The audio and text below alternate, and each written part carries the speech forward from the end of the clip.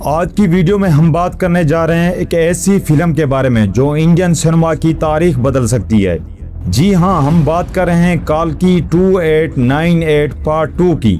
یہ صرف فلم نہیں بلکہ ایک ایسی سینمیٹک ایکسپیرینس ہے جس میں ہمیں future world, advance technology, SCI/FI actions اور میتھولوجیکل سب کچھ ایک ساتھ دیکھنے کو ملتا ہے۔ تو چلتے ہیں بغیر وقت ضائع کیے اس فلم کی مکمل کہانی اور ممکنہ سٹوری بریک ڈاؤن کی طرف۔ دوستو، اگر ہم پارٹ 1 کی بات کریں تو وہاں ہمیں ایک ایسی دنیا دکھائی گئی تھی جو تقریباً ختم ہو چکی ہے۔ زمین تباہ ہو چکی ہے، پانی نایاب ہو گیا ہے اور انسانیت ایک بہت مشکل دور سے گزر رہی ہے۔ ایک طاقتور سسٹم پوری دنیا پر حکومت کر رہا ہے جسے دی کمپلیکس کہا جاتا ہے۔ یہ وہ جگہ ہے جہاں صرف ایلیٹ اور طاقتور لوگ رہتے ہیں جبکہ باقی دنیا غربت، بھوک اور جدوجہد میں زندگی گزار رہی ہوتی ہے۔ اس دنیا میں ہمیں ایک کردار ملتا ہے بھیروا کا، جس کا کردار پربھاس نے ادا کیا ہے۔ بھیروا ایک باؤنٹی ہنٹر ہے جو شروع میں صرف اپنے فائدے اور پیسے کے لیے کام کرتا ہے۔ اسے کسی کی پرواہ نہیں ہوتی، لیکن حالات اسے ایک ایسے راستے پر لے آتے ہیں جہاں اس کی زندگی مکمل طور پر بدل جاتی ہے۔ پارٹ 1 کے آخر میں ہمیں یہ احساس ہوتا ہے کہ اصل کہانی ابھی شروع ہوتی ہے، کیونکہ ایک بہت بڑا راز سامنے آنے والا ہوتا ہے جس کا تعلق سم 80 سے ہوتا ہے۔ یہی وہ جگہ ہے جہاں سے پارٹ 2 کی اصل کہانی شروع ہوتی ہے۔ اب پارٹ 2 میں کہانی وہیں سے آگے بڑھتی ہے جہاں پہلی فلم ختم ہوتی ہے۔ اب دنیا مزید خطرناک ہو چکی ہے۔ دی کمپلیکس اور باہر کی دنیا کے درمیان جنگ کی صورتحال پیدا ہو چکی ہے۔ ایک طرف وہ لوگ ہیں جو سسٹم کے خلاف بغاوت کر رہے ہیں اور دوسری طرف وہ طاقتور لوگ ہیں جو پوری دنیا کو کنٹرول کرنا چاہتے ہیں۔ اب آتے ہیں فلم کے سب سے اہم کردار کی طرف۔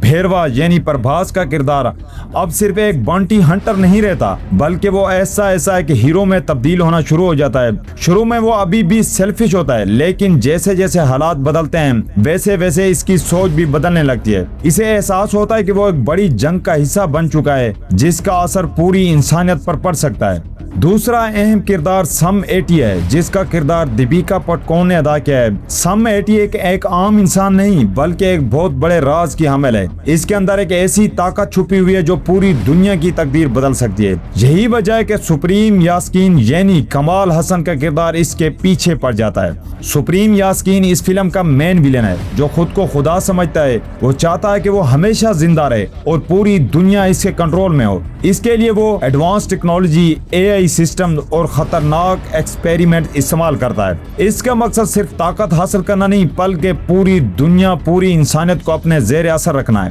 تیسرا بہت اہم کردار اشواتما کا ہے جس کا کردار امیتابھ بچن نے ادا کیا ہے۔ یہ ایک امپورٹل واریر ہے جو ہزاروں سال سے زندہ ہے۔ اس کا مقصد صرف ایک ہی ہے کہ وہ کالکی کی حفاظت کرے۔ وہ جانتا ہے کہ سم 80 اور آنے والی طاقت اگر غلط ہاتھوں میں چلی گئی تو دنیا کا خاتمہ ہو سکتا ہے، اس لیے وہ ہر قیمت پر اس راز کی حفاظت کر رہا ہے۔ اب کہانی مزید انٹینسی ہو جاتی ہے جب سپریم یاسکین کو پتہ چلتا ہے کہ سم 80 کے اندر موجود طاقت اسے امپورٹلی دے سکتی ہے، یعنی طاقت دے سکتی ہے۔ وہ اپنی پوری آرمی اور فیوچرسٹ ٹیکنالوجی کے ساتھ سم 80 کو کیپچر کرنے کے لیے ایک بہت بڑا مشن شروع کرتا ہے۔ دوسری طرف اشواتما اس مشن کو روکنے کے لیے میدان میں آتا ہے اور یہیں سے شروع ہوتی ہے ایک بڑی جنگ کی تیاری۔ بھیروا اس سب کے درمیان پھنس جاتا ہے۔ وہ شروع میں صرف اپنی زندگی اور فائدے کے بارے میں سوچتا ہے، لیکن ایسا اسے احساس ہوتا ہے کہ یہ جنگ صرف طاقت کی نہیں بلکہ انسانیت کی بقا کی جنگ ہے۔ اس کی سوچ بدلتی ہے اور وہ ایک نئے راستے پر چل پڑتا ہے۔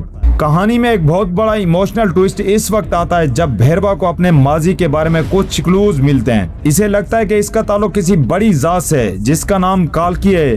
یہ وہ لمحہ ہوتا ہے جہاں اس کی آئیڈینٹی کو لے کر ایک بڑا سوال پیدا ہوتا ہے کہ آیا وہ عام انسان ہے یا اس کے اندر کچھ خاص چھپا ہوا ہے۔ اگر ہم ایکشن اور ویژول کی بات کریں تو یہ فلم مکمل طور پر ہالی ووڈ لیول ایکسپیرینس دینے والی ہے۔ ہمیں فیوچرسٹ سٹیز دیکھنے کو ملتی ہیں، flying vehicles, advance robot, energy weapons اور بڑی بڑی جنگیں جو پوری سکرین کو ہلا کر رکھ دیتی ہیں۔ ہر سین ایک بڑے سکیل پر فرمایا گیا ہے جو اس فلم کو مکمل ویژول مسٹر پیس بنا دیتا ہے۔ آخر میں کہانی اپنے کلائمیکس کی طرف بڑھتی ہے جہاں ایک بڑے فائنل جنگ شروع ہوتی ہے۔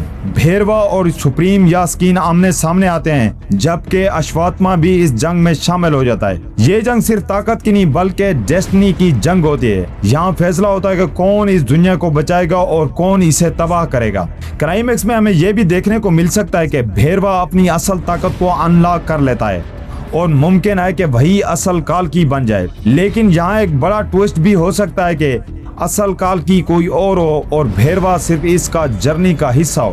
آخر میں اگر ہم پوری فلم کی سپریمائز کریں تو کال کی 2898 پارٹ 2 صرف ایک مووی نہیں بلکہ ایک سینمیٹک ریولیوشن ہے۔ یہ فلم انڈین سینما کو ایک نئے لیول پر لے جانے کی طاقت رکھتی ہے۔ اگر یہ فلم کامیاب ہو جاتی ہے تو یہ ہسٹری کریٹ کر دے گی۔ اگر آپ کو یہ ویڈیو پسند آئی ہو تو چینل کو لائک کریں، چینل کو سبسکرائب کریں اور کمنٹ میں ضرور بتائیں۔ تب تک کے لیے شکریہ۔